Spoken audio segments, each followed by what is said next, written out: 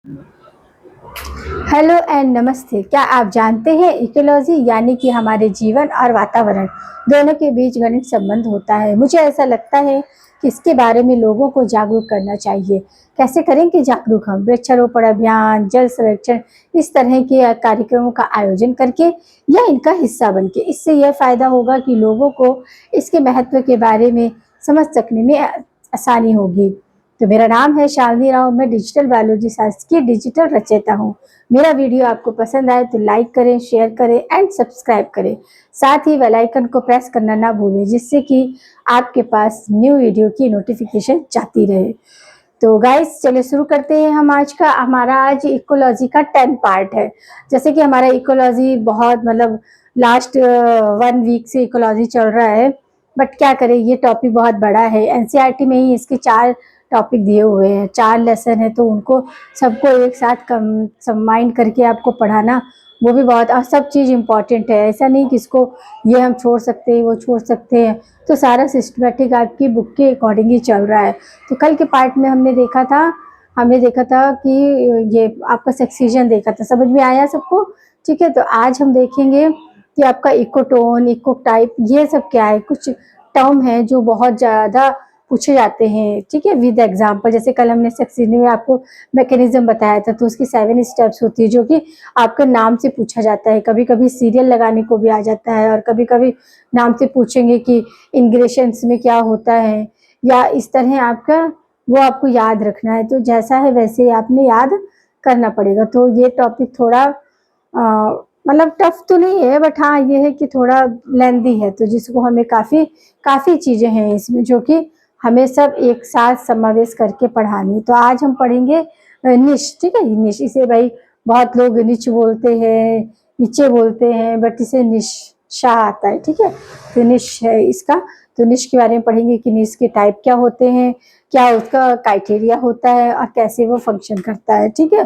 तो ये इसके पहले हमारे सब आपके इन्वायरमेंटल फैक्टर हो गए, इको सिस्टम के जो आपके कंपोनेंट हैं वो भी कवर हो चुके हैं, जैसे प्रोडक्टिविटी है और आपका पिरामिड है, वो सारे के सारे आपको याद रखना है कि पिरामिड को किसने एक टर्म दिया, किसने इसके बारे में, बायोबेस डाइवर्सिटी कौन सा वर्ड, ये किस साइंटिस्ट ने दी थी, ये भी बहुत नाम से पूछे जाते हैं, ठीक है।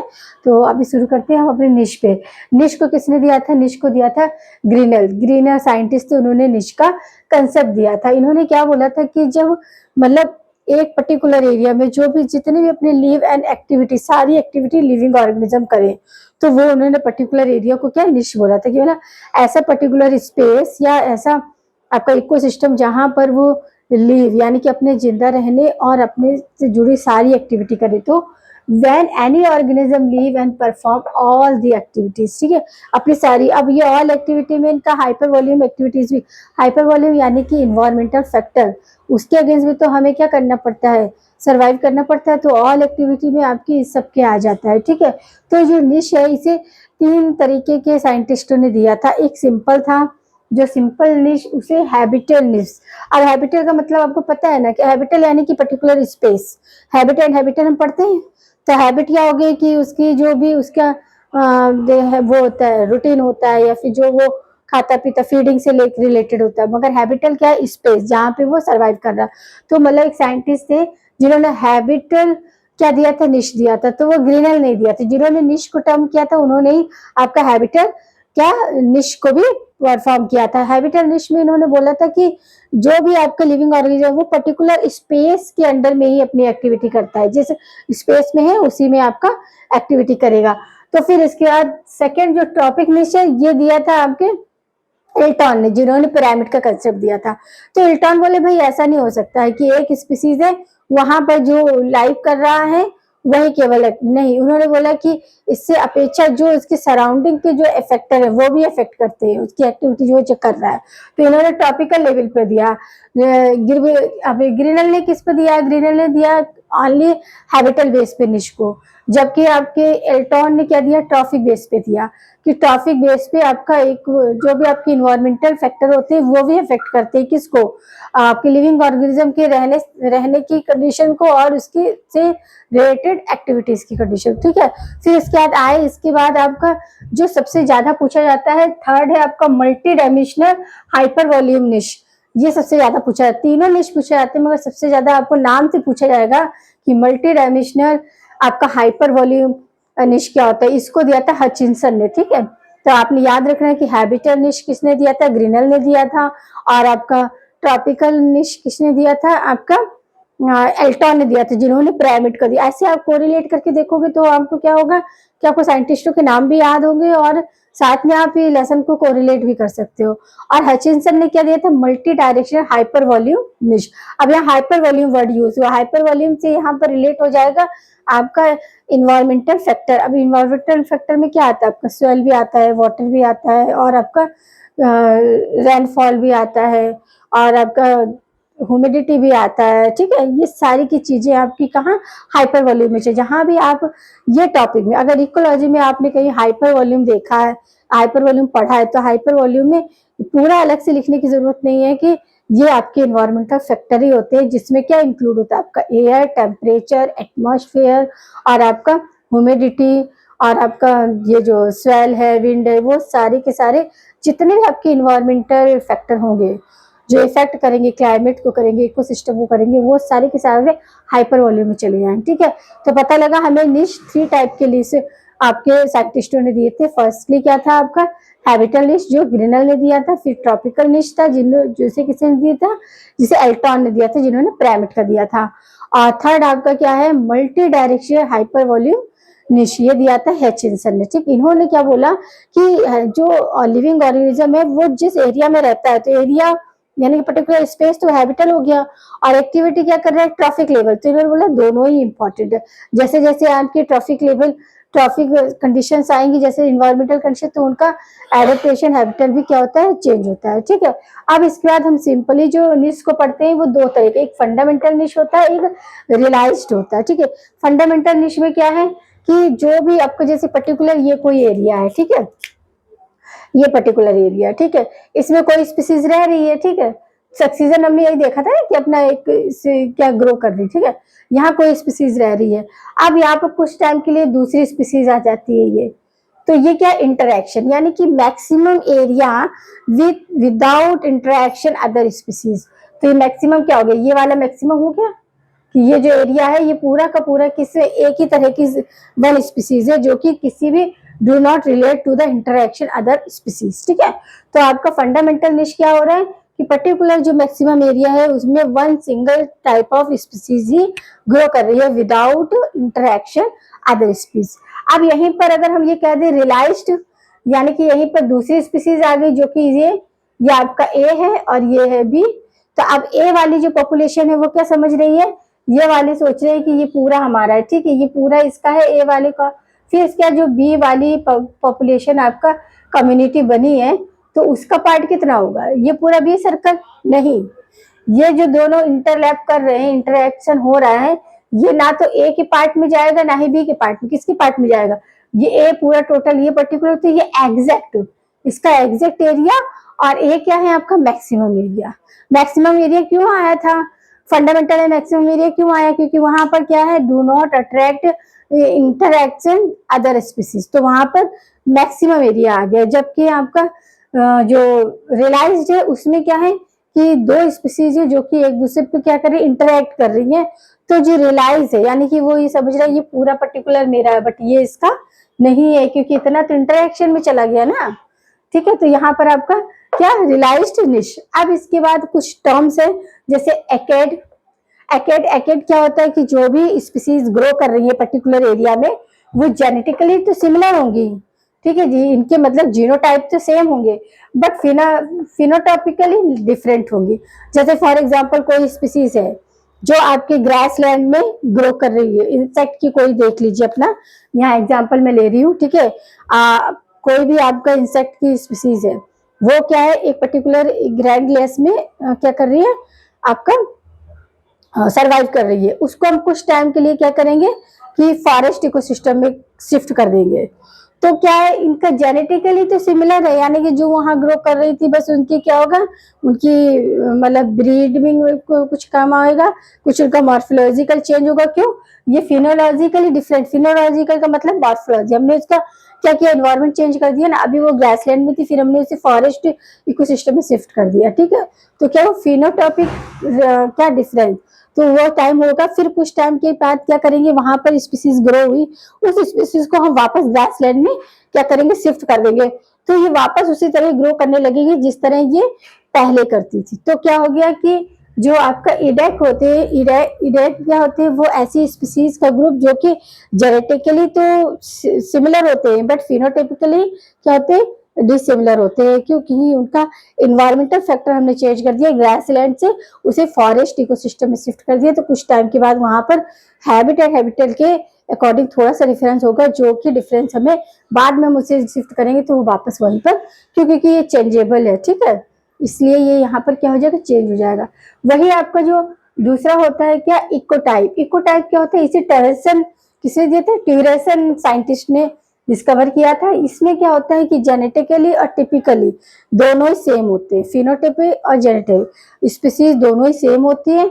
और इसमें क्या होता है, कलर वेरिएशन हो जाता है कि जब हमारे ग्रासलैंड में स्पीसीज ग्रो कर रही है तो उसके विंग्स जो है वो ग्रीन कलर में, जब हमने उसे फॉरेस्ट में कर दिया तो वो डार्क ग्रीन पैचेस में कन्वर्ट हो जाते हैं। तो क्या हो रहा है कि वहां पर इन्वायरमेंटल इफेक्ट, और फिर वापस उसको इधर लेकर आएंगे तो वापस से उसके प्लेन ग्रीन कलर के विंग्स नहीं होंगे। क्यों? क्योंकि ये जो चेंज हुआ है वो क्या हुआ, जीनोटाइप एंड फिनोटाइप दोनों में ही हुआ है, इसलिए परमानेंटली है, ठीक है, okay.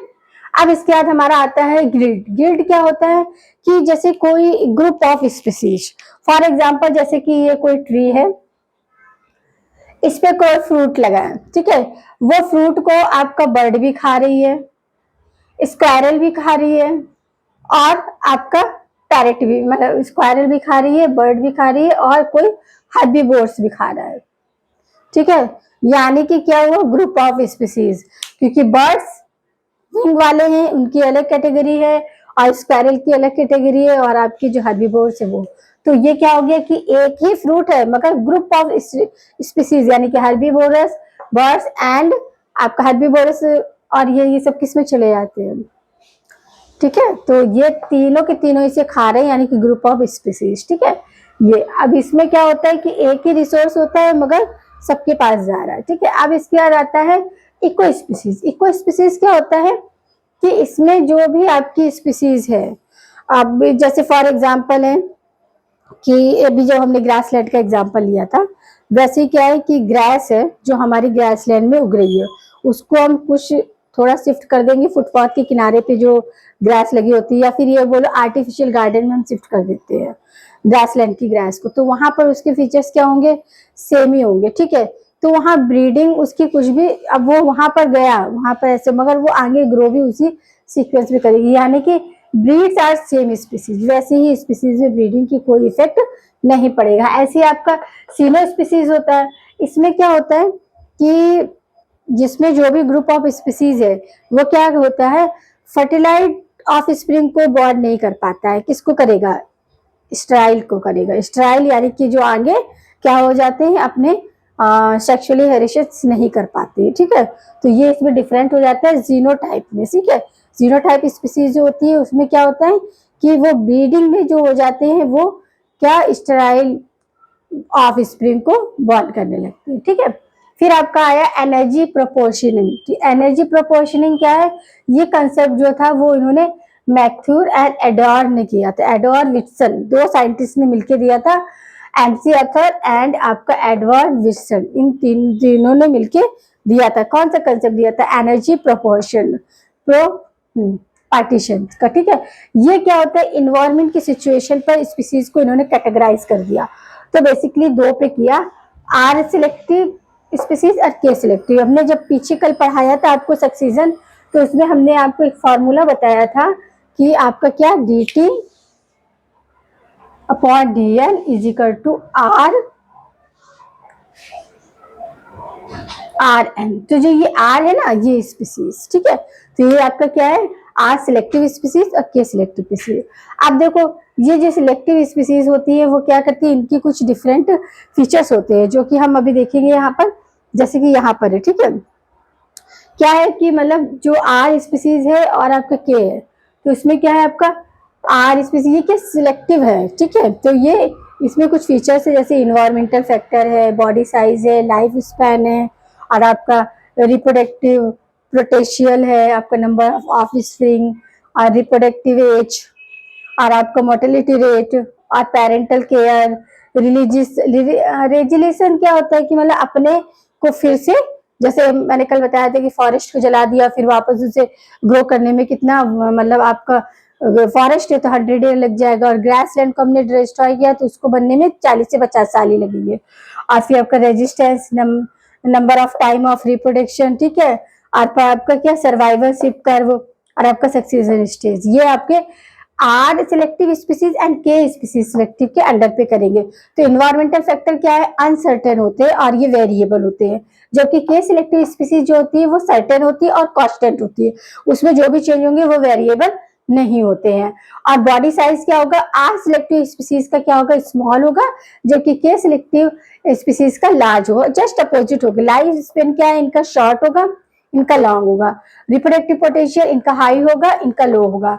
Number of spring high and low, क्यों, क्योंकि अब जो आर रेजिस्टेंस में आर सिलेक्टिव स्पीसीज कौन सी आ रही है, जैसे कि आंट है, बी है, तो ये क्या होते हैं, इनका जो रिप्रोडक्टिव साइकिल होता है वो कम होता है, इनका लाइफ स्पेन भी कम होता है, तो ये ज्यादा ज्यादा रिप्रोड्यूस करते हैं, ठीक है। तो नेचर ने इनको ये पावर दिया कि भाई आप संख्या में ज्यादा हो तो आप रिप्रोड्यूस पावर भी आपकी ज्यादा होगी।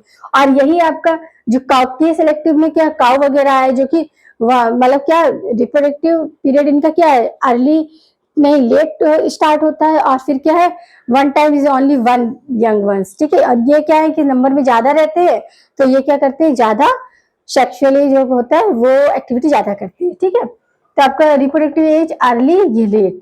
मोर्टेलिटी रेट क्या होगा आपका, आर सिलेक्टिव में क्या होगा, स्मॉल होगा, जबकि के सिलेक्टिव में लार्ज होगा। पेरेंटल केयर जो होती है आर सिलेक्टिव में बहुत कम होती है, जबकि आपकी के सिलेक्टिव है जो सर्टेन है, कांस्टेंट है, उनमें हाई होती है।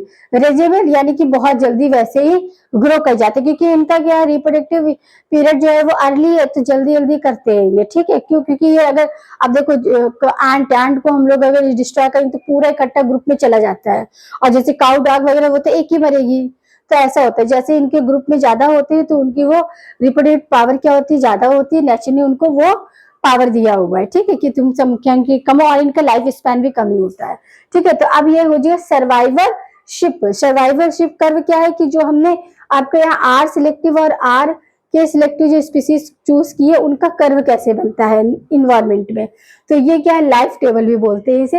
Explain the relationship between the population and mortality rate. तो जैसे कि अब हम कर्व तो पढ़ना आता है ना, ये कर्व लिया तो यहाँ पर एज है और यहाँ पर क्या है नंबर ऑफ इंडिविजुअल सर्वाइवल कर रहे हैं, ठीक है। तो टाइप 1, टाइप 2 और टाइप 3 आएगा यहाँ पर, ठीक है। तो टाइप 2 क्या है वो तो नॉर्मल है, क्योंकि जो आपका क्या करते हैं टाइप 2 में आते हैं कि मतलब जो सिंपल नॉर्मली रहते हैं, जिनका जैसे फॉर एग्जांपल जैसे मॉस्किटो है, बी वगैरह ये सब, ठीक है। अब ये जो टाइप 1 क्या है, ये के सिलेक्टिव है, और टाइप 2 क्या है आपका आर सिलेक्टिव है, ठीक है। अब यहाँ पर टाइप 1, टाइप 2 और टाइप 3, तो टाइप 1 क्या है, देखो ये टाइप 1, तो ये क्या है कॉन्वेक्स शेप में, ठीक है, कॉन्वेक्स शेप में होता है, और इसका क्या होता है कि लाइफ स्पैन जो होती है क्या एक एंड पे होती है, ठीक है। इसका एग्जांपल क्या है man and deer, 6 life span large है। और टाइप 2 क्या है, जो आपके स्टेरॉइड लाइन आ रही है, तो ये क्या ऑल एज ग्रुप में है, ठीक है। अब ये क्या करती है, जैसे कि आपका इनका बहुत पुअर क्या होता है न्यूट्रिशन होता है, तो इनकी क्या सर्वाइवल जैसे कि बर्ड्स वगैरह है, तो उनकी क्वांटिटी क्या हमेशा कभी ज्यादा नहीं रहती है, हमेशा एक बैलेंस में रहती है। टाइप 3 जो है वो कॉनकेव है, ठीक है, कॉनकेव, देखो ये टाइप 3 आपको कॉनकेव दिख रहा है, ये कॉन्वेक्स है, और ये अर्ली लाइफ होता है इनका, ठीक है। और ये आर सिलेक्टिव होते हैं जैसे कि हाउस फ्लाई, मॉस्किटो, वैसे किसी किसी किताब में ये जो कर्व है वो उल्टा दिया रहता है, कैसे दिया रहता है, क्योंकि ये क्या है नंबर ऑफ इंडिविजुअल सर्वाइवर, और वो क्या दिया रहता है, वो दिया रहता है आपका डेथ का नंबर ऑफ डेथ, तो ये क्या होता है, ये केवल ऐसे बनता है,